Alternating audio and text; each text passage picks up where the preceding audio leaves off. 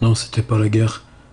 Juste qu'on prenait de fichues habitudes, juste qu'on sentait cette pression qui montait. Ça pourrait pas durer. Et les forces mauvaises se rapprochaient. Un rien pouvait faire basculer la tension en agression. Ça se sentait aux gens. Silhouettes fuyantes, courbées, méfiantes. On se tenait à distance dans la ville. Dans l'autobus, des trous entre les corps.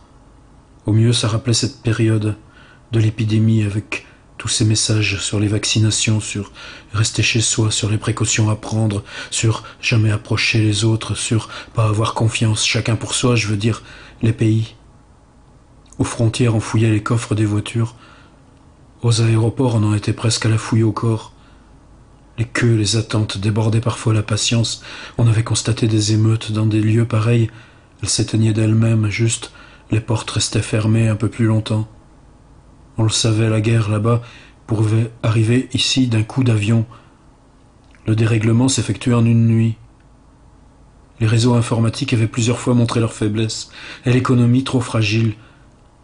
Chômeurs dans les rues, les armes compensatoires habituelles, usées, les films dans les salles, plus personne, les piles de livres sur les tables des quelques supermarchés qui avaient survécu, bien de quoi s'en moquer. Mais on l'avait répété combien de fois qu'à mépriser la littérature, c'était l'équilibre global qui pouvait s'effondrer. Trop tard, disaient les tracts collés sur les murs, là était peut-être la nouvelle poésie, des fous hurlés au carrefour, là était peut-être la nouvelle parole, plafond noir sur la ville.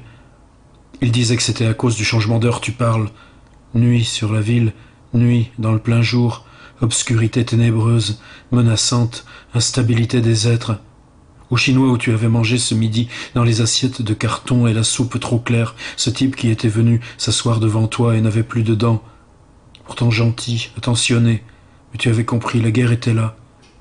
On vous envoyait des gens, ils vous aspiraient, fini, vous n'étiez plus de cette ville. Ou bien basculez dans l'autre camp, vous aussi. Le vent était sombre dans les rues, les autobus éclaboussaient au passage, déversaient leur cargaison de gens qui ne se parlaient plus. La guerre n'était pas comme on l'avait pensé autrefois, dans ces armes de destruction massive. Ça aurait été trop simple.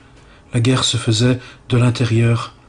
La guerre se faisait d'une personne à une personne. Et voilà quels en étaient les signes.